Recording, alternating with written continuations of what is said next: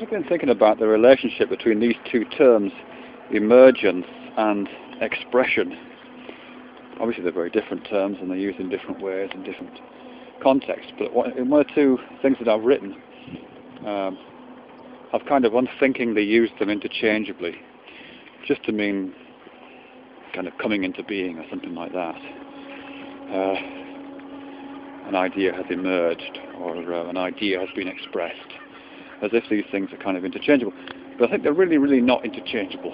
There's something very different about how they work as ideas, and I think that difference lies in the kind of metaphorical baggage, the inferences and entailments that come along with those terms, and which, if conceptual metaphor theory is anything to go by, completely structure and kind of underpin our thought processes, even when we don't consciously think we're using those kinds of metaphors.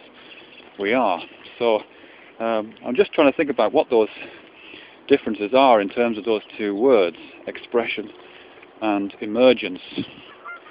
The thing about emergence, and there's a really easy to read book called Emergence by someone, Stephen something, we'll come back to me. And what I think, how that term is often used when we talk about emergent properties is, well, there's something magical about it, I think. It's the suggestion that something very simple can lead to something very complex, not through an ordinary set of steps in which you can see this simple thing has led to this slightly less simple thing, has led to this slightly less simple thing, resulting in complexity. But some very simple process, when allowed to run its course, produces something complex as a result, which is unanticipated and possibly unpredictable at the outset. So I'm thinking of something like Conway's Game of Life, for example, which is this. It's available as a computer program, I'm sure, but it's basically a very simple game, I guess, a set of procedures involving something like a chessboard and counters, black and white counters, or single counters that can be either present on a square or not present on a square. And you set up some simple heuristic rule. You put a number of counters on the board, you set up some kind of heuristic rule. It says something like, if there is a space next to a counter, then that space can be filled. If there are two spaces next to a counter, the counter has to be removed, something like that. And these rules are incredibly simple. They can be expressed, beg your pardon, they can be written down in just 3 or 4 lines, and then you just follow the rules.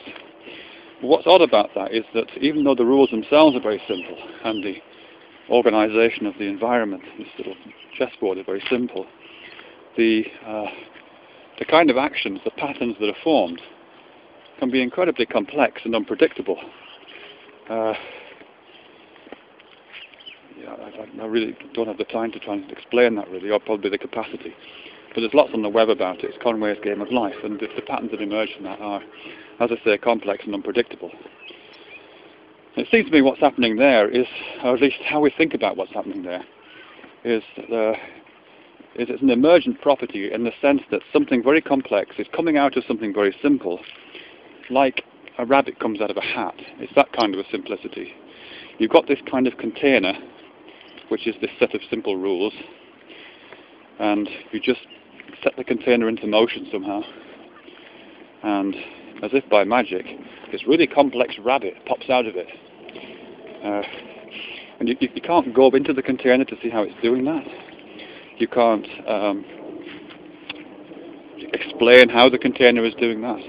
To all intents and purposes, this container is infinitely simple, and yet this complex thing comes out of it. So that's kind of, I think, how metaphors of emergence appear. Metaphors of expression or expressibility, I think, are very different, to me at least. Expression, and this is something Manuel de Landa talks about, and I think he's referring to Deleuze-Guattari, but what comes out of the idea of expression, and the clues in the word, is this sense of pressure, this sense of force and pushing and expulsion and contraction. And I think as soon as we start using that kind of language to explain what we mean by expression in its most literal, concrete, embodied sense, it's inevitably leading me to think about, well, we're really talking about a kind of childbirth process there. It's that kind of a procedure that's in operation, to the extent that expression is used in relation to creative practice. It's a kind of model of creative practice in which is, I think, leaning heavily on childbirth processes.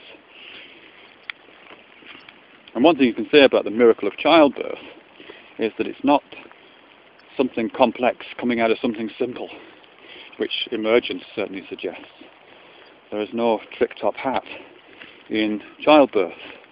It's a very, very complex organism, somehow going through some process which may be accessible or may not, going through some very complex process which is allowing some other complex organism to come into the world, to be duplicated, reproduced, extruded, expressed.